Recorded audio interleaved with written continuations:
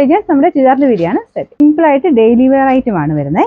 അപ്പോൾ ഇത് semi സിൽക്കിന്റെ fabric ആണ്. ഇതിൽ ഫുൾ ആയിട്ട് ഇതുപോലെ ഒരു എംബ്രോയിഡറി വർക്ക് ചിക്കൻ വർക്കിന്റെ പാറ്റേണിൽ നല്ല തിക്കായിട്ടുള്ള സ്ക്വയർ പാറ്റേണിൽ ഡിസൈൻ ആണ് കൊടുത്തേക്കുന്നത്. സെമി സിൽക്ക് ആട്ടോ, റഫായിട്ട് യൂസ് ചെയ്തോ, കാരണം നമുക്ക് അങ്ങനെ വാഷ് ചെയ്യാനോ കാര്യങ്ങളൊന്നും കുഴപ്പമില്ലാത്ത മെറ്റീരിയലാണ്. ഇത് ഫ്രണ്ട് പോർഷൻ കംപ്ലീറ്റ് യോക്കിലായിട്ടല്ല, ഫ്രണ്ട് കംപ്ലീറ്റ് ആയിട്ട് ഈ ഒരു വർക്ക് കൊടുത്തിട്ടുണ്ട്. കുഞ്ഞ് സീക്വൻസ് വർക്കും വരും കേട്ടോ. പിന്നെ ബോട്ടം വരുന്നത് സാറ്റിൻ സിൽക്കിൽ സെയിം കളർ തന്നെ, ഒരു ലൈറ്റ് ഗ്രീനിഷ് ഗ്രേ എന്ന് പറയാവുന്ന ഒരു കളറാട്ടോ. പിന്നെ ദുപ്പട്ട വരുന്നത് ഗഡ്വാൾ ദുപ്പട്ടയാണ്, നല്ല ലെങ്തി ആയിട്ടുള്ള item.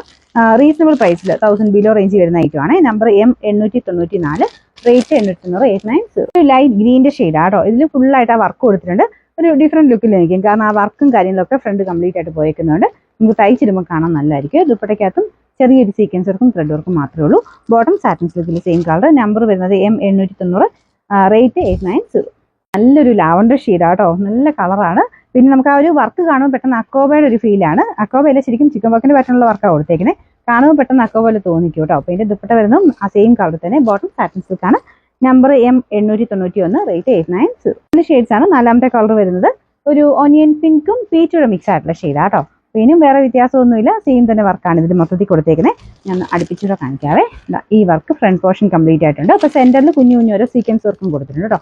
Back സൈഡിലില്ല, semi സിൽക്കിന്റെ normal fabric ആണ് ബാക്ക് സൈഡിൽ. പിന്നെ നമ്പർ M895, റേറ്റ് 890.